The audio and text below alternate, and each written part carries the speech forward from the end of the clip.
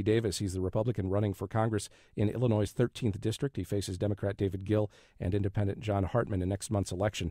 We welcome your questions at 333-9455 or 800-222-9455 or email us at will-talk@illinois.edu. We are overdue to take a break. This is Focus. This is Robert Siegel from NPR's afternoon news program, All Things Considered. All Things Considered is more than just headlines. We take the time to explore the why and how of a story, finding context and perspectives on the news that you simply don't hear elsewhere. We take the time to understand why a story is important and why it matters to you. All Things Considered from NPR News. This afternoon from 4 to 7 on AM 580 and from 5 to 7 on FM 90.9. This is Focus. I'm Craig Cohen, and today we offer you another chance to speak directly with a candidate running for a key office representing citizens of Central Illinois.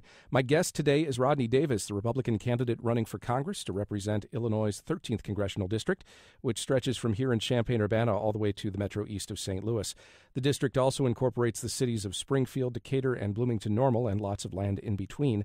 Mr. Davis is opposed by Democrat David Gill, who appeared on this program last week, and Independent John Hartman, who was on this show last month.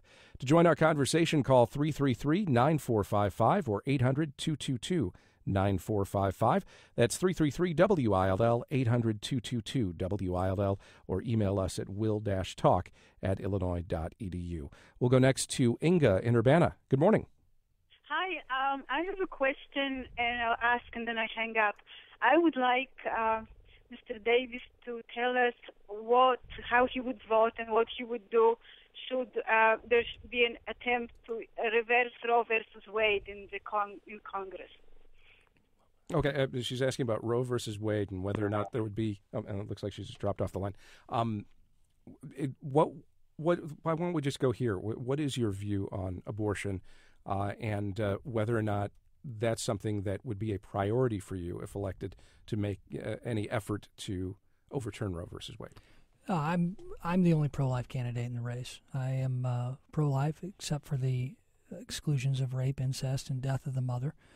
I am endorsed by the National Federation of Right to Life, but I respect everybody's ability and the viewpoints and the differences that we have on this issue. But these are my values. And I respect everyone else's values, too, on this subject.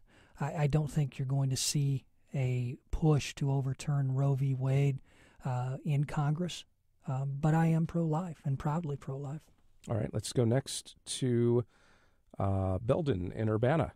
Yes, I'd like to make 3 points. First of all, in terms of forthrightness, you claim that your opponent accused you of not being forthright. When you said that the temporary Illinois tax increase was presented as a panacea, that's not true. Nobody ever presented that as a panacea. The state was in far too much trouble. It could catch up a little bit, but was not presented as a panacea, as you assert. Secondly, you were talking about how you were going to help your constituency and your electoral district.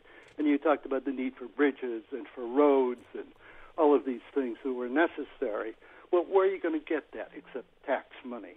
You're going to have to tax, and you might as well level with the people that you cannot just go along with tax cuts to deal with the deficit. The third thing deals with health care. You had indicated that you favored choice. Well, the problem is with the health care program that Mr. Ryan is talking about and your presidential candidate, many more people, millions of people, are not going to be covered. And that's not going to be a matter of choice for them. They're just not going to be able to get coverage under your plan. I think that your opponent is quite right to go for the single payer. Most, except for us, most of the industrialized countries have it. And it's the best thing you could possibly have for both small and large business because it takes the burden off of them. Canadian automakers are in a much better situation than U.S. automakers because they don't have to deal with the health care issue. It just makes a lot of sense. And why other countries